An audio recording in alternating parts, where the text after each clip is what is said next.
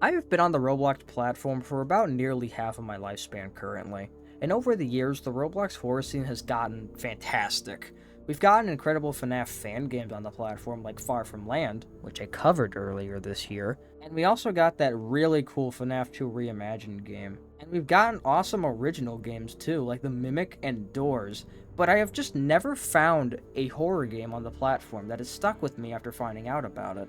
Sure, Doors was an amazing game, but I just haven't found one that was embedded in my brain for days on end, just thinking about what I just played. But I did find that game. And that game is none other than Pressure. I love Pressure. Pressure is probably the best Roblox horror game I have ever played. It combines around two of my favorite things and makes an incredible horror game that I genuinely cannot get out of my head. At the time of me writing this, it has been 3 days after beating the game, and I still can't stop thinking about what I just played. And today, I just want to explain how much I just love this game. So I'm getting straight into it, I'm wasting no time. Like always, I have to actually explain what the hell Pressure even is. Pressure is a game created by your friend Zeal and his team. The story is you play as basically yourself. The year is 2025, but you are currently being captive by one of the most secure prisons in the entire world for a crime that's not necessary to even mention. One day, though, 3 men who worked for the Urban Shade Corporation arrived at the prison who were gathering volunteers to retrieve a crystal that was so important to the company that was unfortunately lost in a security breach. These men stated that the job was so incredibly dangerous that you may even die while retrieving the crystal, but they said that if the volunteers do retrieve the crystal and come back alive, they will be given an insane amount of money and will be released from their prison and back home pardoned of their crimes. And as many as your fellow inmates signed up for the job, you did too. Which begins the craziest game I have ever played. If you have ever played Doors, Pressure takes so much inspiration from the game. The whole gimmick of Pressure is to make it through over 100 doors without dying to the enemies that roam the Halo Black site, while having to retrieve the crystal and do some really hard challenges the game presents you with. I can go over so many enemies in this game, it is unreal. But I'll just mention a few as there's just over 15 in the game. First, we have the Angler, who is exactly like Rush from Doors. It basically just runs through a bunch of rooms and you have to hide in a locker until it leaves. There's Infestation, who's the shark that tries to kill you by looking into its eyes. There's Pandemonium, where you have to hide in a locker and do an absolutely insane minigame with breakcore music that sounds so good. Did I forget to mention that all the soundtrack in this game kick ass? Squiddles, Wall Dwellers, Void Lockers, the stupid good people. All of these monsters are very hard to deal with, but that's the whole gimmick with Pressure. Each time you die to one of these enemies, though, you are brought to a room with a mysterious creature, which I'll get into later. He gives us documents that we need to read to explain how each monster works. There's a bunch of redacted text, but every time you die to the monster more and more of the redacted text is taken off, so it gives more explanation about the monster, and the more and more you read about them, the more you become a master of defending yourself against them.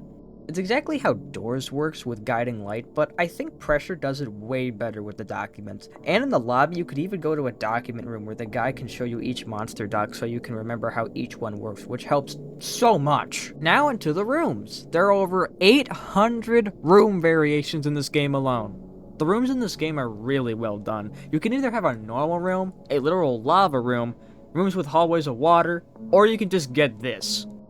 Literally, every time you attempt a new run in this game, you will always have a different experience than the last time you did it. Which does make players wanting to come back for more badges and documents of different monsters. The room variation, as if it was not obvious enough, is insane.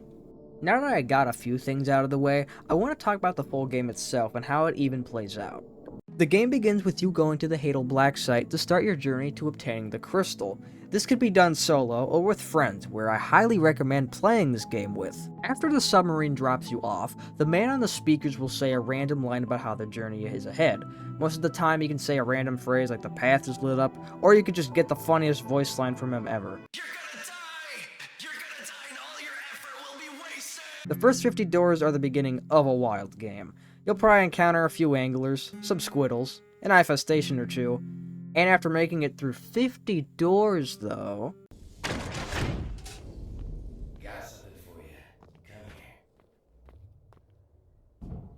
here. I'm currently only interested in trading research. If you've got any, I'd gladly give you some quality goods for it.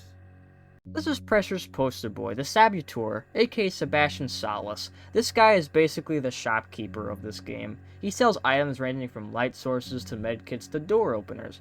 He's also the guy I mentioned before who shows the player the documents. Sebastian is probably this game's most popular character, probably due to his personality, and he's also voiced by Gianni, who you probably know him for voice acting Gabriel in Ultra Kill.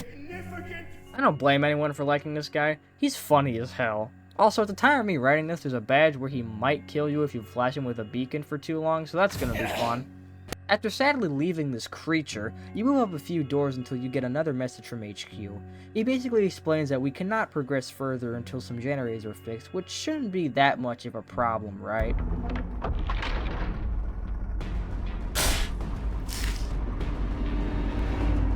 Oh. Yeah, this is where you encounter the game's first boss fight, or as the game titles them, Grand Encounters. This here is a searchlight that is so conveniently placed in the storage room with all the generators to power up the rest of the facility. The generators increase in numbers depending on how many people there are. If there's one person, it's around 7 generators, and if you play with 8 people, there's 20. Every time a generator is repaired, the searchlight gets faster, and all you gotta do is just stay out of its sight, and you'll be perfectly fine. Unless you do end up being caught by one and being stabbed and eaten, which isn't very nice. After escaping that wild encounter, the game plays out as usual. You encounter some anglers, eyes, probably stumbling across a rare room, and then make it to door 100. Now you, the viewer, are probably thinking, oh, that's it? That was such an easy game. Well, welcome to the Ridge, the final and hardest part of this entire game. PA system comes online again, and the guy instructs us the crystal we are here for is right across the bridge, and we must take it back through the ridge to a different submarine to escape. As you cross the bridge with an angler, foreshadowing the hardest thing you are about to do in the entire run, you make it to the crystal room, and after some pulling, you finally take the crystal, as the power goes out. And now the real fun begins. The ridge is, if not, the hardest part of the entire game. Think of the game you literally just played, but 10 times harder. Every room is pitch black with some light source every now and then. Every angler spawns here without warning, so you have to have your volume up to hear them. Infestation can also spawn in rooms, making it hard to hear anglers. There's these terrible speakers that if you are near them for too long, you will literally explode. The squiggle spawn rate is absolutely bonkers, and having any source of light could actually damage you terribly. There's so many factors that fall into the ridge, which just makes it the hardest part of the entire game. Literally doing this by myself for the first time with one of my friends on a voice call guiding me on what to do was, if not, one of the scariest things I have ever done in a video game. My heart was literally pounding so hard. And after somehow making it through 15 doors in this mess without dying, you escape the ridge. Now the game is over, right?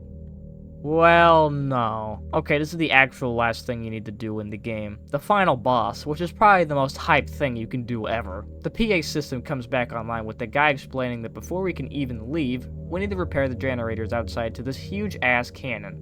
At least we have a trench bleeder, who are these incredibly large walking oil rigs, and one of them named Lucy was so conveniently parked outside to give us her light so we can even see all of the generators. This shouldn't be too bad. Oh, this is basically the Grand Encounter, but 10 times harder. You need to repair generators without being spotted by not 1, not 2, but 3 searchlights.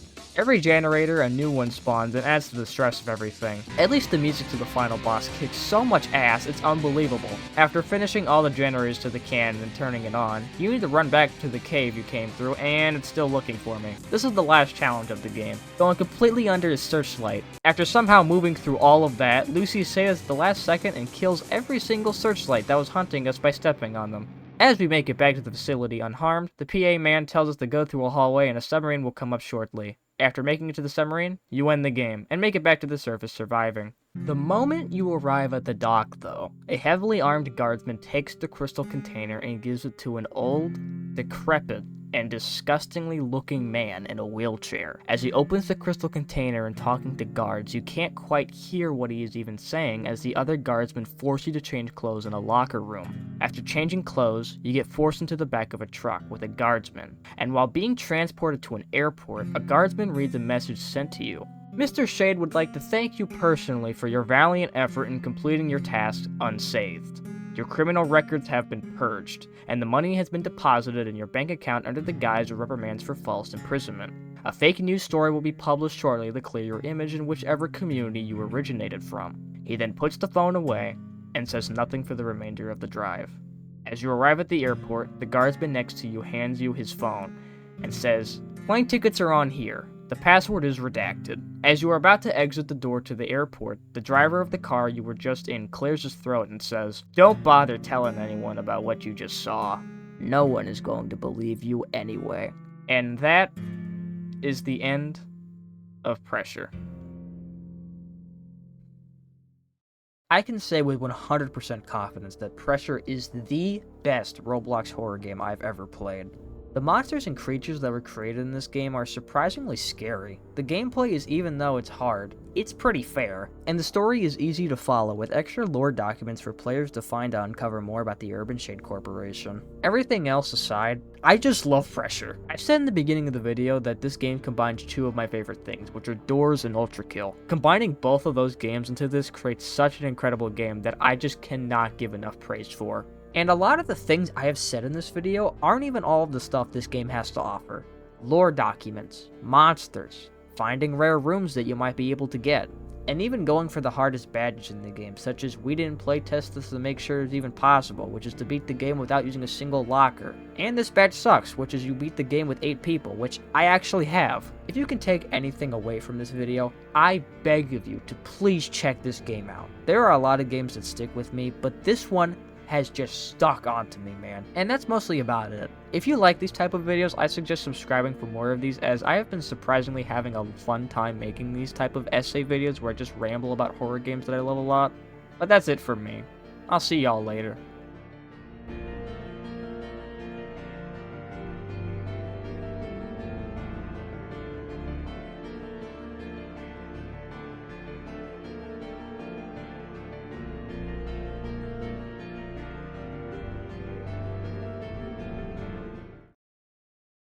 Also, watch out for turrets this update. They're scary.